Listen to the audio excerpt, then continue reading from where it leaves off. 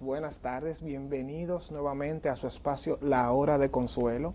Como ya es costumbre, quincenalmente, estamos aquí para traer un contenido que aporte, que eduque y sobre todo que oriente a esas personas que tanto necesitan apoyo y acompañamiento emocional, desde un enfoque psicológico, tanto social, comunitario como individual.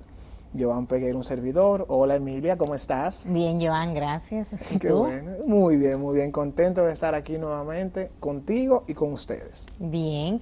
Es importante decir, Joan, que hoy vamos a tener el micrófono abierto por si alguien quiere hablarnos sobre algo que sea de salud mental, salud emocional, o como tú dices, acompañamiento, pueden hacerlo con confianza, llamar.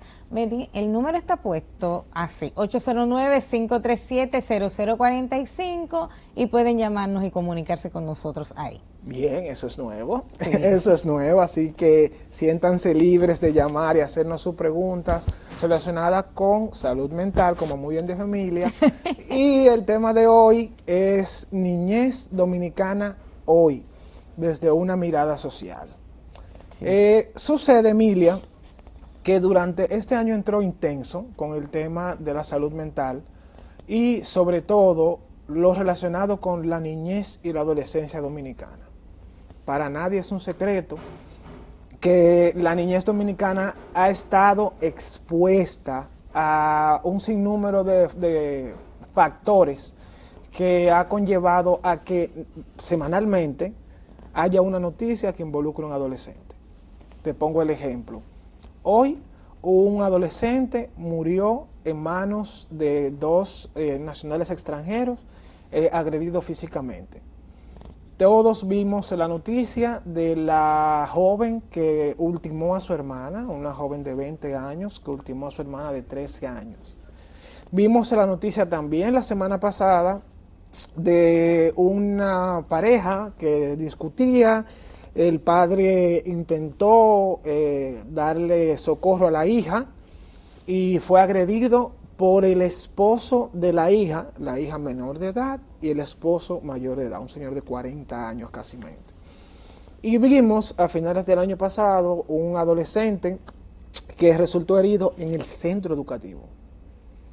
O sea, que estamos viendo indicadores en común en todos los casos que se pueden apreciar en la prensa.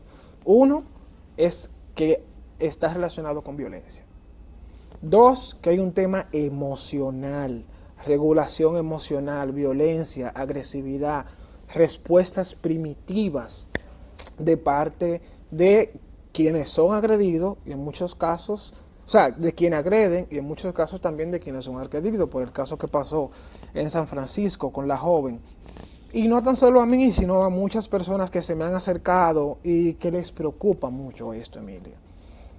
Nosotros no tan solo como padres, sino como ciudadano dominicano, perdón, me saqué la residencia, pero me llama explorar no tan solo el hecho como tal, sino los factores en común que tienen cada uno de esos hechos y cómo eso impacta de manera social y de manera individual a la población dominicana.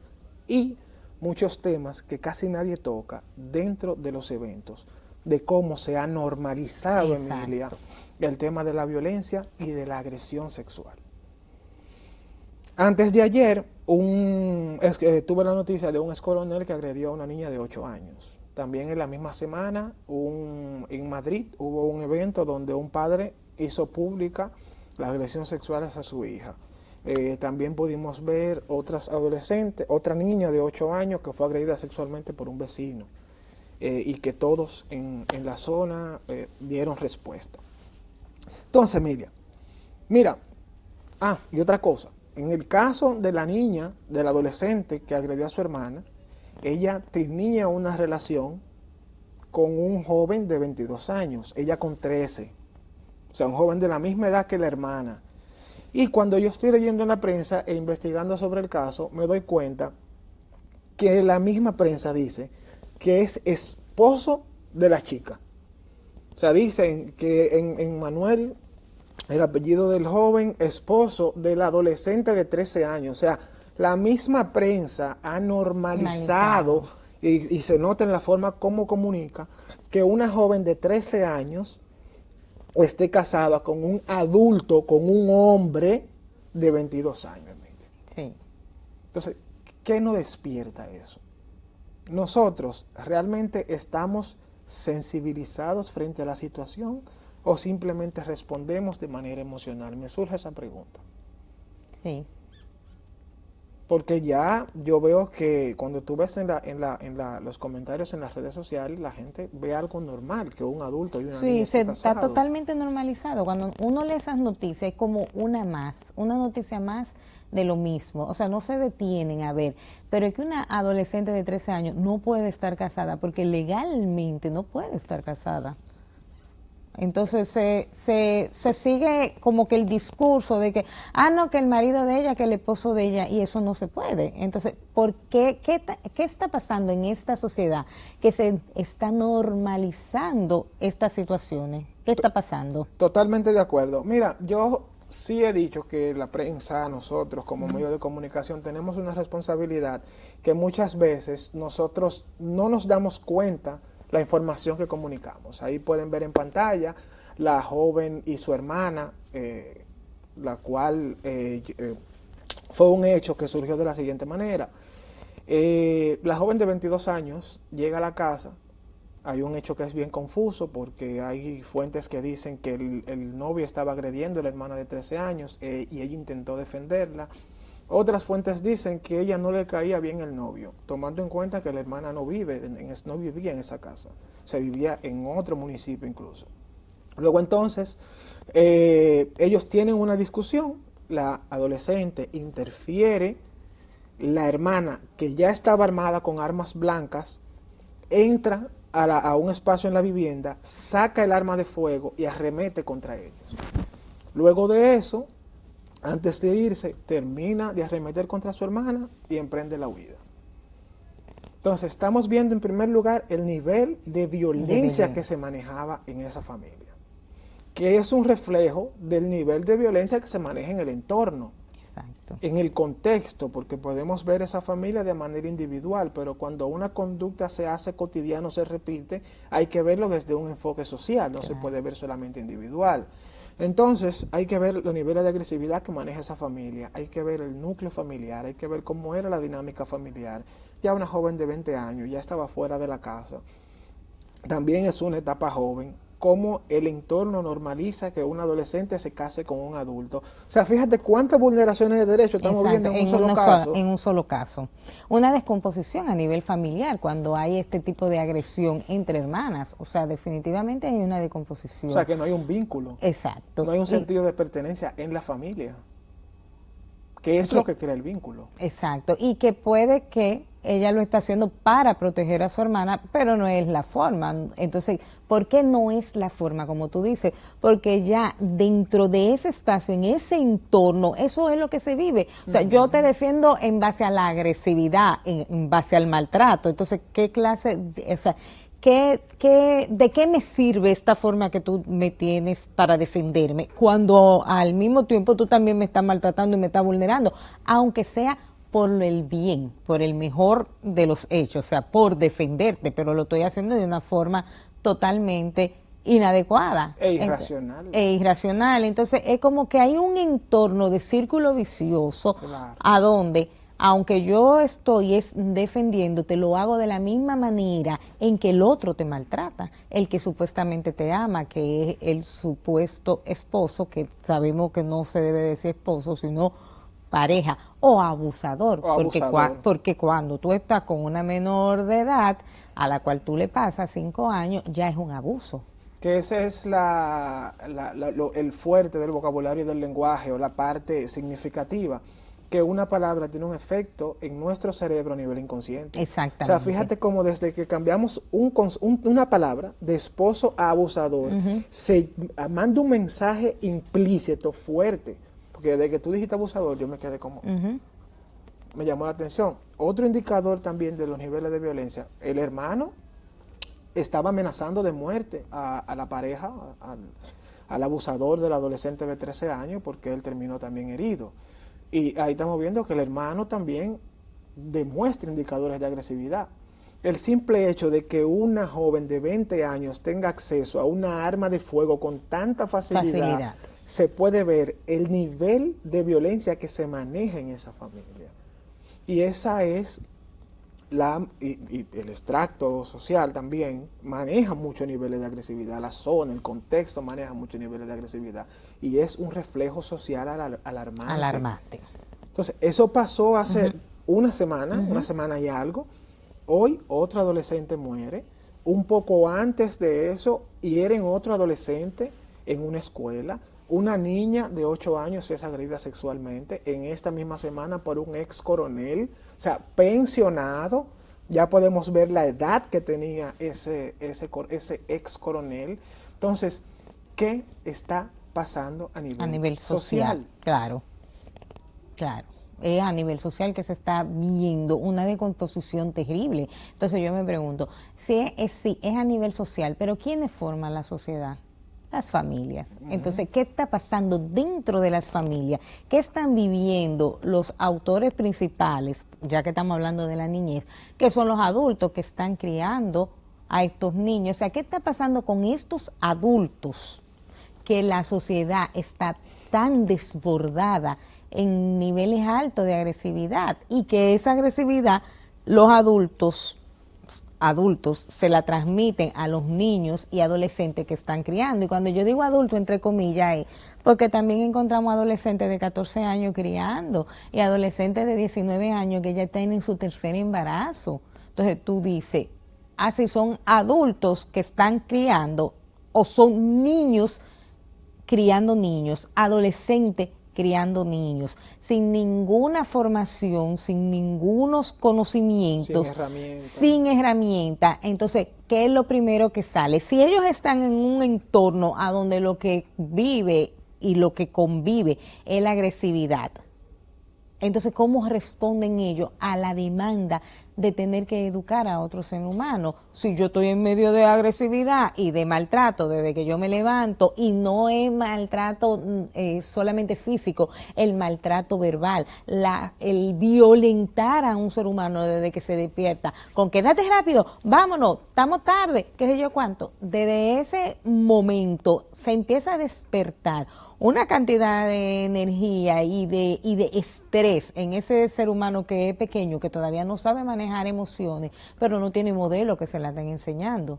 Claro. Entonces, por eso te hablo de un círculo vicioso. Estamos tratando de educar, pero de personas que tampoco han sido educadas todavía, porque vienen repitiéndose patrones y conductas. Entonces, es un reflejo de lo que está viviendo la sociedad. Y fíjate que UNICEF dio estadísticas en esta misma semana también, donde decía que el 65% de los niños, niñas y adolescentes eran violentados dentro de su familia.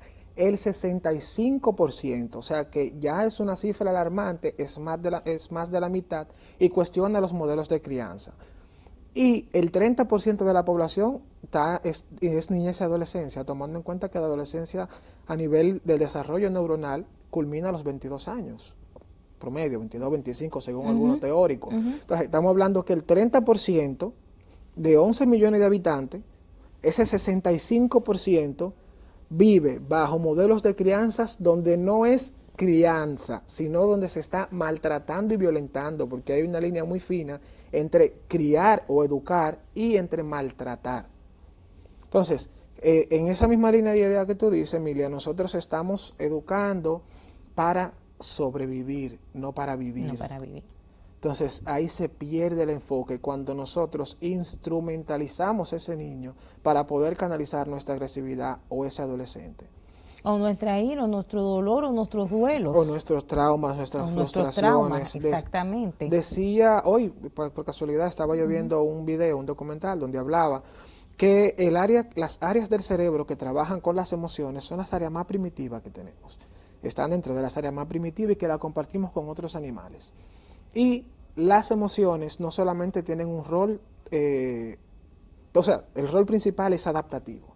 Nos permiten adaptarnos, nos permiten responder frente a las demandas. No hay una sola situación o una sola acción que nosotros hagamos o tengamos que no esté motivada por una emoción. Entonces, cuando nosotros nos regulamos emocionalmente, cuando nosotros no nos educamos emocionalmente, entonces nosotros respondemos irracionalmente. Claro. Entonces, con esta idea me quedo. Vamos a ir ahora a una pequeña pausa, a un pequeño bloque de pausa y retornamos.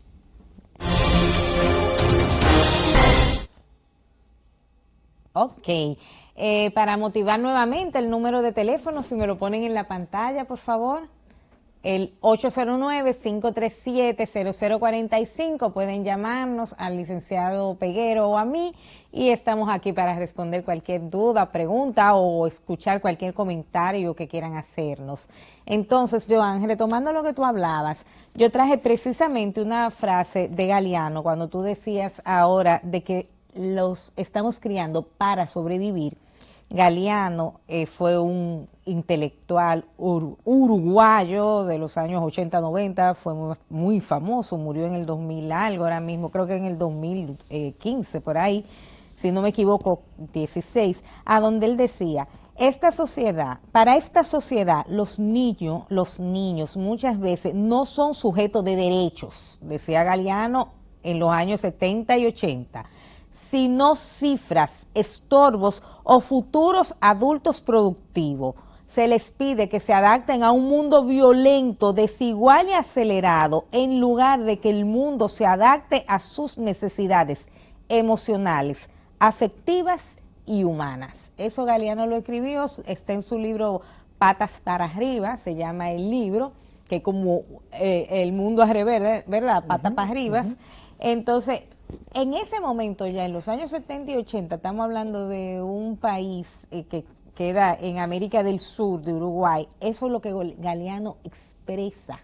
Y si tú lo transportas para acá, es muy parecido a lo que estamos viviendo en este país. O sea, no tenemos tiempo para los niños. Y la importancia que se le da a los niños a nivel de sociedad y a nivel público, o sea, de que la sociedad se ocupe de ellos, es porque mañana van a ser entes productivos que van a votar. Eso te iba a decir, votan.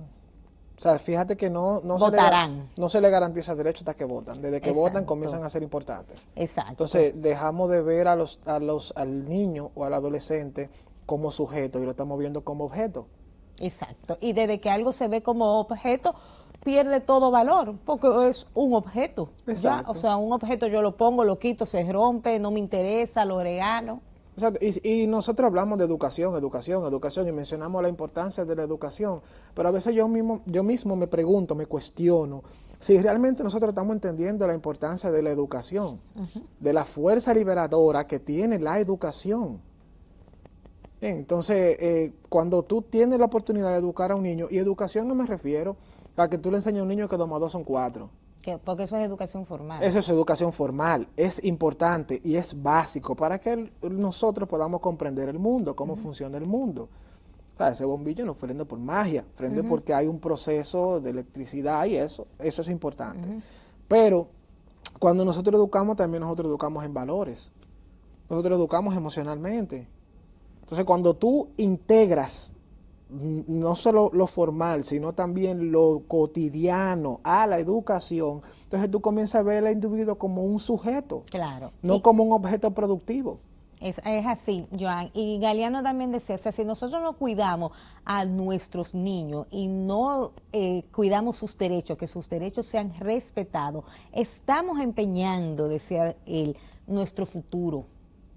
Oye aquella frase, o sea, el que no cuida a los niños, la sociedad que no cuida a sus niños, está empeñando nuestro futuro. ¿Por qué está empeñando nuestro futuro? Porque es el resultado de lo que nosotros estamos viendo ahora como sociedad.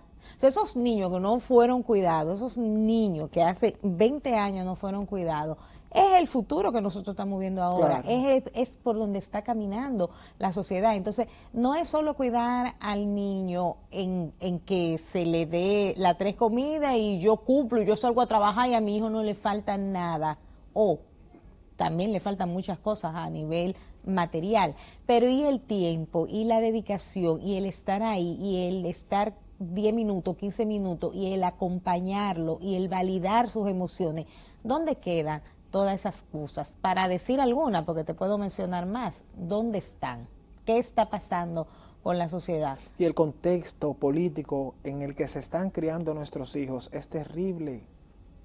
Es terrible. No hay un padre quisiera a veces pasar más tiempo con sus hijos, pero cuando todavía se discute si un conserje en una escuela pública puede o no ganar más de 10,000 pesos. O sea, un conserje que lo que gana son 10,000 pesos, cuando llega a la casa con ese nivel de estrés, con ese nivel de frustración, que tiene que llegar a la casa a atender al niño, que también es un trabajo invisible, que no se ve, pero también es un trabajo, o tiene que tener 2 y 3 trabajos para poder subsistir y llegar a fin de mes con lo básico. Entonces, ese tiempo de calidad que se pierde con el hijo, que es donde nosotros los seres humanos aprendemos a ser entes sociales en la casa, cuando no pasamos tiempo con esas figuras que representan un vínculo emocional para nosotros, entonces nosotros no conectamos socialmente, porque donde uno aprende en la casa, entonces yo no conecto con mamá, yo no conecto con papá, yo soy huérfano emocionalmente, entonces cuando salgo a la calle, claro, que es peor una persona que no sienta a una persona impulsiva.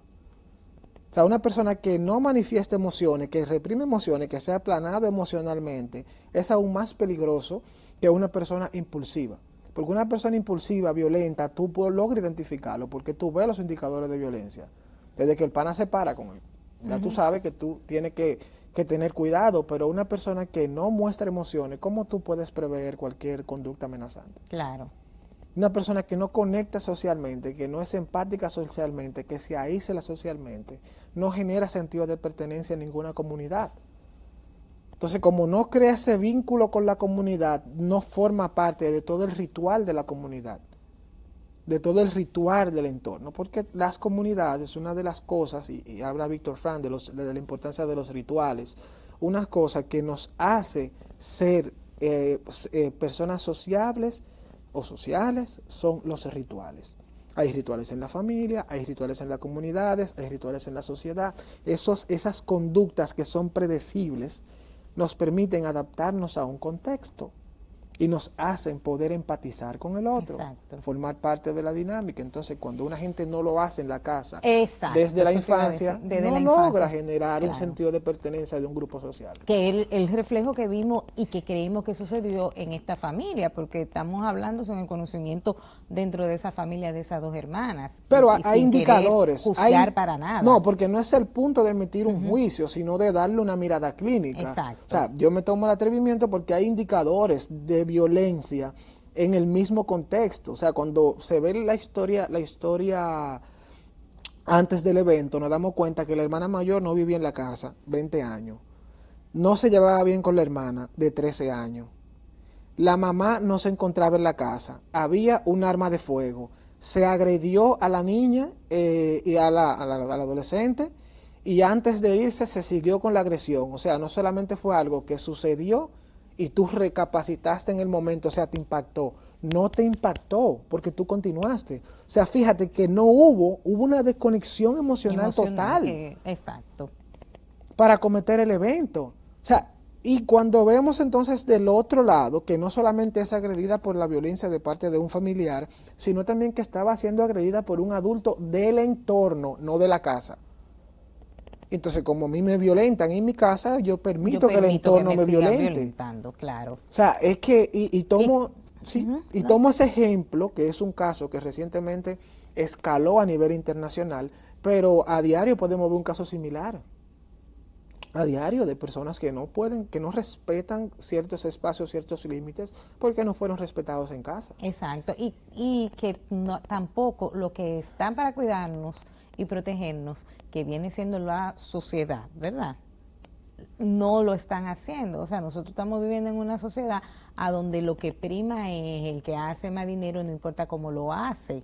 O sea, donde los responsables no pagan por las situaciones, a donde si tú me cuentas algo que hizo el otro, entonces a ti yo te libero con tal de yo saber y poder acusar al otro, pero ese otro fue cómplice porque está suelto. Entonces, cuando tú ves toda esta descomposición, porque aquí estamos hablando de un extracto social bajo, pero en los extractos sociales altos estamos viendo lo mismo. Totalmente, fíjate lo que tú decías, de lo que decíamos, perdón, de convertir a los sujetos en objetos, que tú vales por lo que tú tienes. Exacto. Entonces, si tú no tienes, tú no vales. Entonces, ¿cómo yo me voy a dar valor si yo no tengo nada? Pero es que tú no tienes necesariamente que valer por lo que tú tengas. Entonces, fíjate ahí cómo entra un modelo económico impactando la salud mental colectiva de toda una sociedad. O sea, fíjate cómo la forma, cómo se capitalizan los recursos, se capitaliza incluso al ser humano, se capitaliza al hombre y a la mujer como tal, y se capitaliza hasta el niño. Exactamente. Porque el niño es un capital que tiene valor dependiendo de cuánto tú puedas gastar en el niño. Que esto, que lo otro, no por lo que el niño vale como tal. O sea, que es bien profundo, hacer un análisis es hacer un análisis profundo y sistemático, no solamente con el tema conductual o lo objetivo o lo observable, sino también lo que no se observa. ¿Cuántos parques tú tienes acceso que los niños tengan áreas de juegos gratuitas? Poquísimo. 1 o 2 por sector. Cuando tiene que estar, creo que cada 400 metros, 200, si no me equivoco, cada 200 metros debe de haber un parque. Espacios de recreación gratuitas, ¿dónde hay? No tan solo para niños, sino también para envejecientes. Espacios de recreación al aire libre, seguros, porque tú puedes ir al malecón, pero ya tú sabes que cuando tú vas al malecón, cuando tú vas a la Avenida España, hay un nivel de riesgo, que aunque intentes poder salir, el nivel de alerta en el que tú tienes que estar en todo momento por la misma descomposición social que viene desde la familia no permite que las familias puedan recrearse de manera segura.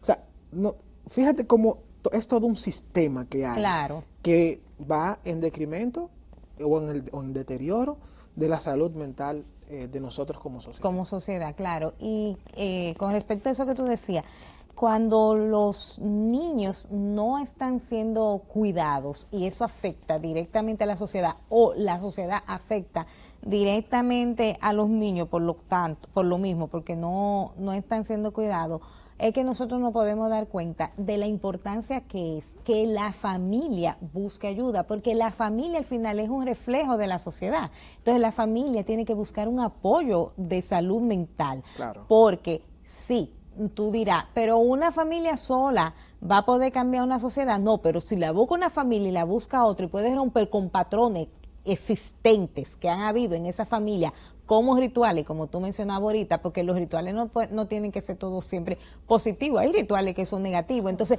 si un miembro de esa familia logra cortar con eso, con lo negativo, puede ir creando y formando otras familias que vayan mejorando y eso va a tener definitivamente un impacto en la sociedad. Entonces sí hay que cuidar la salud mental. O sea, si nosotros queremos que la sociedad vaya cambiando, tiene que haber un cuidado de la salud mental desde la familia, tiene que haber un cambio en cada familia para que eso se vea reflejado en una sociedad. Y desde el Estado se ve la familia de manera individual. O sea, el Estado no ve la familia como la columna vertebral de una sociedad. ¿Cómo tú te das cuenta? Hay un ministerio, puede haber un ministerio de la mujer, puede haber un ministerio del trabajo, pero no hay un ministerio de la familia. ¿Quién vela por la familia? ¿Dónde hay una ley o un proyecto de ley que le garantice a una familia como tal seguridad? Que le garantice a la familia que puedan desarrollarse de manera saludable.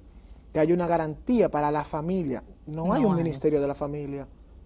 El único que tiene un ministerio de la familia es la Iglesia Católica, que tiene un ministerio que trabaja por la familia, pero un enfoque religioso, no un enfoque político ni social. Ni social. Entonces, ahí tú puedes ver cómo el Estado percibe la familia, que la ve de manera individual. Y la familia, y el Estado es garante de derechos. O sea, que desde el núcleo, desde la base, no se concibe la familia como y de hecho, cuando tú hablas de eso, tú y yo que venimos de trabajar en Conani, tú y yo estoy en Conani todavía, cuando nosotros trabajamos con los niños, pero nosotros no podemos, no alcanzamos para trabajar con la familia. Nosotros podemos hacer pequeños aportes, hace el trabajador social y el psicólogo cuando va a las casas, cuando apoya en algo, cuando da ideas, pero un trabajo per se con la familia en lo que los niños están siendo cuidados y protegidos en Conani por alguna razón X que lo haya hecho llegar al Conani, no hay un ministerio que esté trabajando ni institución del Estado que esté trabajando paralelamente con esa familia en lo que el niño está aquí. Eso quiere decir que cuando ya ese niño se le dejan de vulnerar sus derechos y es reintegrado nuevamente a su familia, hubo cambio. Vuelve al mismo entorno del vuelve que al fue mismo sueldo. entorno. Muy difícilmente una familia logra salir de lo que conllevó a que ese niño estuviera fuera de su espacio familiar por un tiempo determinado y haga cambios que sean provechosos para el niño y para la misma familia, porque no hay quien trabaje. El CONANI no lo puede hacer, no puede abarcar el cambio a la familia. El CONANI está para proteger solamente al niño. Entonces, ¿a qué vuelve el niño? A lo mismo que lo vulneró. Entonces, se sigue estando el mismo círculo vicioso. Entonces debería de haber un proceso en que en lo que se está trabajando con el niño se vaya trabajando con la familia al mismo tiempo, pero aquí no lo hay. Está el Ministerio de la Mujer que protege a la mujer cuando ha sido maltratada, abusada, y el Ministerio de la Mujer te acoge con tus hijos, si tus hijos son menores de 12 años y no hay varones. No, y hay programas. Perdón, voy a aclarar eso. Sí. Porque estoy en un medio público. Si los varones pasan de 12 años, el Ministerio de la Mujer no lo coge, porque dicen, no, que nada más es de mujeres, sí podemos coger a la femenina, pero al varón no. Pero el varón está en riesgo también. Entonces, ¿dónde va el varón? El varón va con Ani, ahí estamos desintegrando a la familia. Sí. O sea, la mamá que tenga una crisis con las hijas y al varón se le saca. Entonces, es como se ve que la familia se puede desintegrar tan fácilmente. Entonces debería de haber, como tú dices, un ministerio a donde se acoja a toda la familia en un momento de crisis, no de desintegración, porque cuando tú sacas al varón y lo llevas para otro lado, tú lo estás desprendiendo de su espacio, de lo que está sucediendo ahí. ¿Qué es lo que el niño se siente? Desplazado, de que él no importó, porque las hembras se quedaron con la mamá y la mamá se quedó con las niñas. Entonces, todo eso va calando a nivel emocional de ese niño que está ahí. Entonces, se debería de ver todo integralmente. La familia es algo integral, no es por pedazos. No es individual. No es individual, no es que a uno lo podemos tener aquí, otro allá, no, es que la familia debería de ser protegida en conjunto y apoyada en conjunto. Y la psicología, cuando hace abordajes, el DSM o el manual que nosotros utilizamos, ha cambiado mucho porque ya sale de la posición anterior que tenía, que ve al individuo solamente como un objeto. Aunque hay muchos psicólogos que no van a estar de acuerdo conmigo, pero ahora se está revisando los manuales para poder hablar de otros contextos, de ambiente y de contextos. Entonces, cuando hablamos de familia, la familia, ambiente donde sucede, contexto lo que sucede. Entonces, cuando nosotros hablamos de familia desde una perspectiva política, desde una perspectiva social, tenemos que ver que la familia es el ambiente donde el sujeto se va a desarrollar y el contexto donde como esa familia, qué sucede dentro de la familia, también debe de ser salvaguardado, porque ahí es que van aprendiendo y desarrollando herramientas, debe de ser cuidado. Entonces es interesante y otro punto también es que cuando hay agresores, fíjate cómo te voy a tomar la idea. Cuando la mujer es violentada, va a un espacio donde es salvaguardada. Cuando el hombre violenta, va a otro espacio donde recibe tratamiento. Pero ¿y los niños? ¿Y el entorno? Cuando sucede un feminicidio, un homicidio, cualquier situación, se interviene el entorno que forma parte indirecta de la familia. Porque si tú vives en un sector y tú tienes tu grupo familiar, tu grupo primario, pero el entorno, el contexto, el ambiente, es tu red de apoyo. Entonces se interviene el ambiente, se interviene el agresor, se interviene la víctima y los niños se intervienen. Entonces, fíjate cómo se segmenta incluso los niños. No hay una visión integral, como tú dices, donde se pueda abordar. Entonces, se sigue reflejando en más casos de violencia. Se están viendo cada vez más los casos de violencia. Y mira qué análisis más profundo hemos hecho. O sea, que no es un tema solamente psicopatológico y de que fulano tiene un trastorno. No, es un tema estructural a nivel social. O sea, cómo está estructurado y cómo son las dinámicas sociales entre sociedad, familia y Estado. Claro. ¿Y qué importancia el Estado entonces le está dando a la familia? Importantísimo eso. Eso es muy buena reflexión. Claro. ¿Qué importancia el Estado le está dando a la familia? Otra frase de Galeano, algo que él decía era que en la sociedad no trata a todos los niños iguales. Él decía, a los niños de clase alta se les protege, se les rodea de objetos, privilegios y de exigencia para triunfar, pero muchas veces se les roba la infancia con agendas llenas y presión constante. A los niños de clase media se les entretiene y se les amarra simbólicamente a una pantalla, al televisor, al consumo de la distracción permanente para que no molesten, para que se adapten. Y a los niños de pobreza se les niega el derecho a ser niños, trabajan, sobreviven, cargan responsabilidades de adulto y aprenden demasiado pronto que el dolor es el miedo y la exclusión. Perfecto, es una frase bien profunda. Entonces vamos un momentico a unos cortes comerciales nuevamente y regresamos. Y la desarrollamos ahí. Excelente.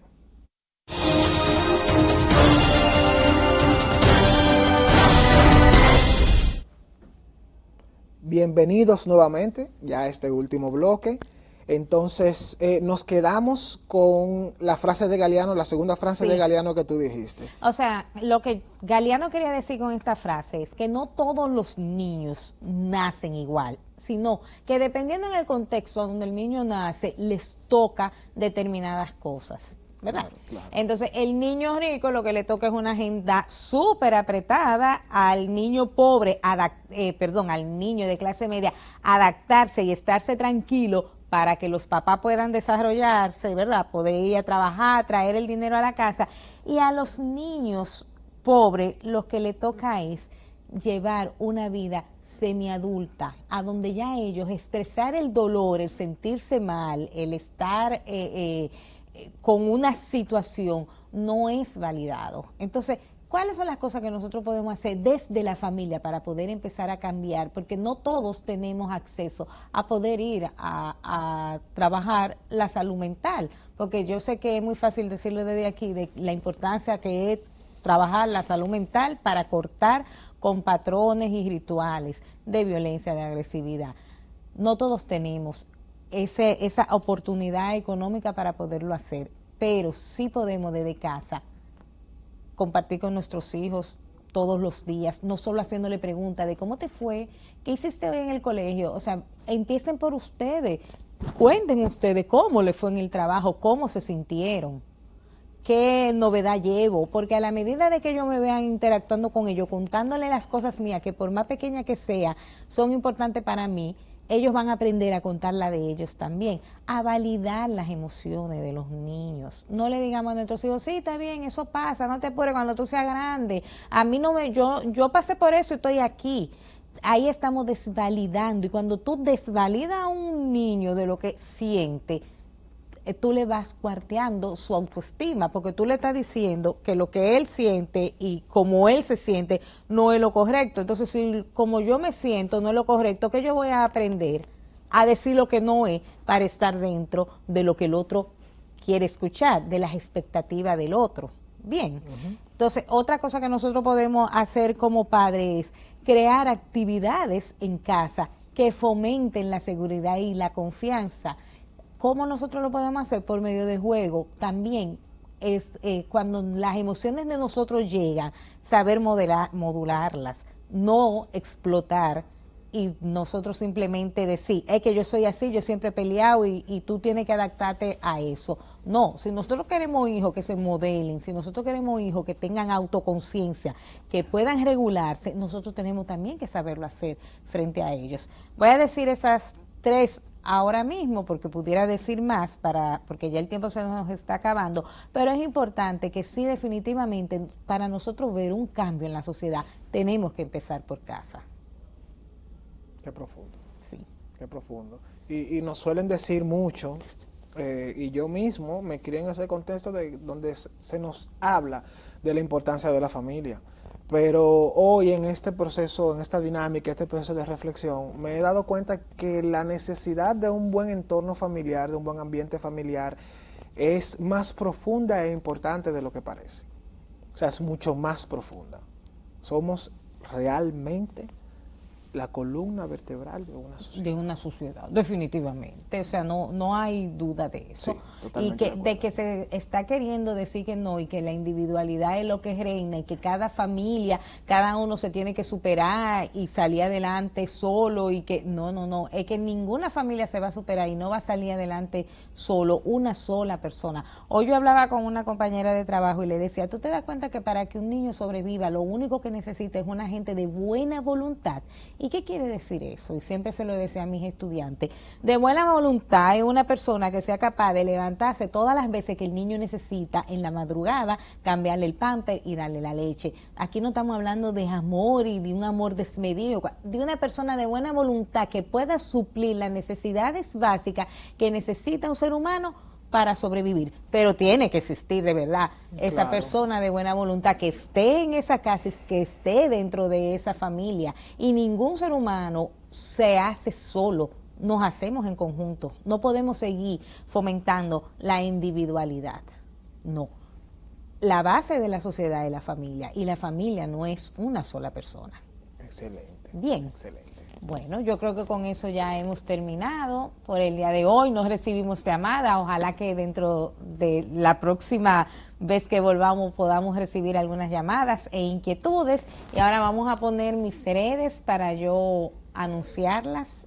Excelente. Ok, Emilia Dore Desprader, psicóloga clínica y terapeuta gestal. Mi número de teléfono es 809-216-0036 y mi correo electrónico es emidore@gmail.com y mi página de Instagram es Psicología Reparador de Sueños.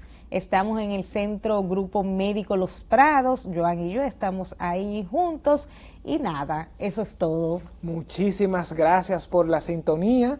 Entonces, en 15 días nos vemos nuevamente por aquí hablando de psicología y salud mental. Tengan una feliz tarde. Gracias. Gracias.